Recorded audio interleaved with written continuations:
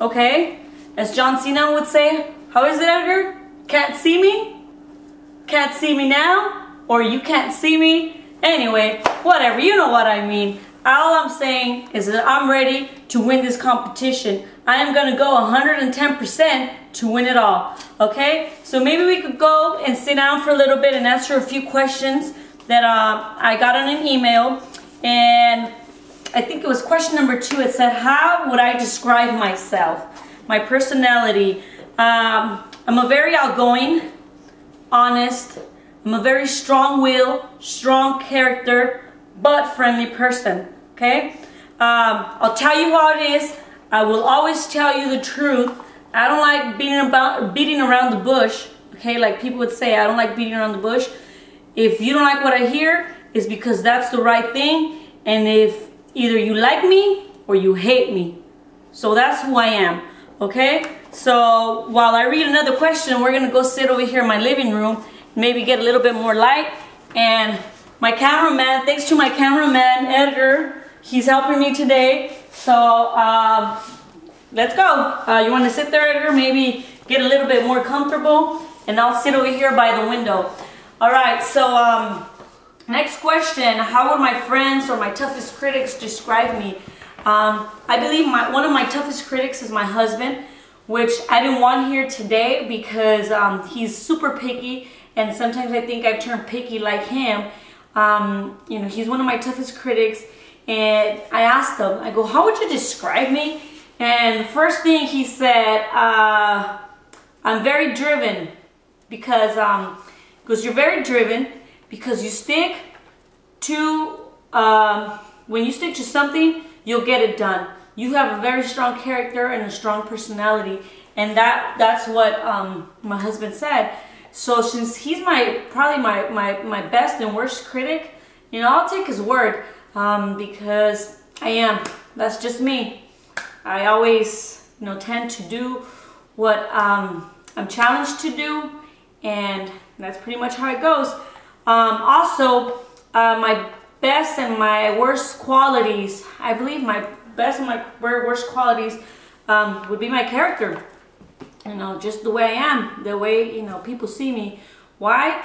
Like I mentioned a little bit before, either you're really gonna like me or you're really gonna hate me. Because I'll tell you how it is. Simple as that. Okay? People that push my buttons. People that push my buttons and I just want to like, you know, it's people who think are always right.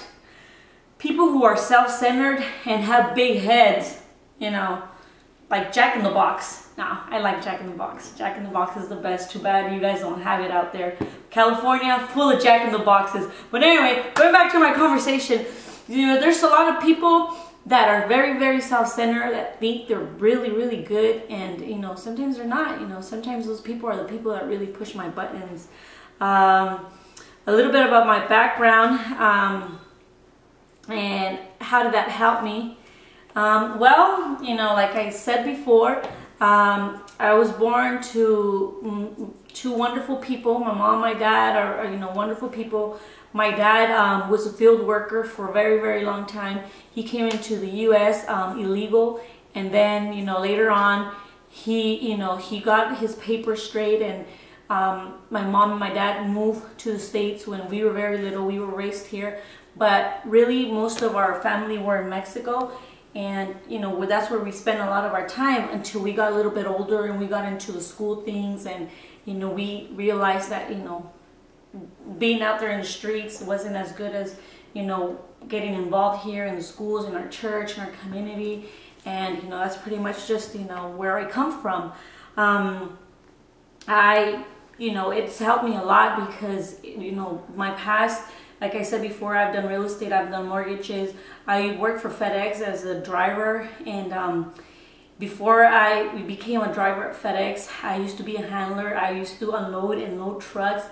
And I found out there was this bet going on because I was a girl and I was short and little. Back then I was little. You know, after all the baking, I gained weight, you know, as all you bakers might know. You know, we gained weight because we were always tasting everything. But going back to my FedEx story, I found out they had a bet going on that I wasn't gonna make it. So when I found out this bet was going on, you know, it just made me a stronger and a better person, physically and mentally. I prepare myself mentally every day to go work, you know, at this very hard place physically, because I used to have to unload trucks, airplanes, and then after that, you know, I started driving a truck, and you know, even people would doubt me. People would say, you know, I couldn't drive that truck, and you know, I became really good at it, and I loved it very much. But after a while, you know, I just got tired of it, and I figured, you know, I could just move on and do something else, and I think that's kind of made me the person I am. When I started baking, same thing. You know, I started like a little personal business at home, home-based business. You know, we're just as friends and family. Went to the health department and asked them, you know, they said as long as it's your friends and family, it's okay. And all of a sudden, this person with the big head, who's I think self-centered, she just started pointing me out, like, you know, I was taking her business away and stuff. And this is one of the main reasons I want to go and compete, because I want to show people that, you know, I'm really good at what I do. You know, not only good at what I do, but you know, I'm better. I'm way better than them, because I don't, you know, spend my time looking at their pages or their web pages and figuring what they're doing and they're not doing. I don't have time for that, because I already have enough time trying to figure out who I'm making cakes for, which are my friends and my family. And these people are the people that help me get even better at what I do. Okay, so moving on to another question.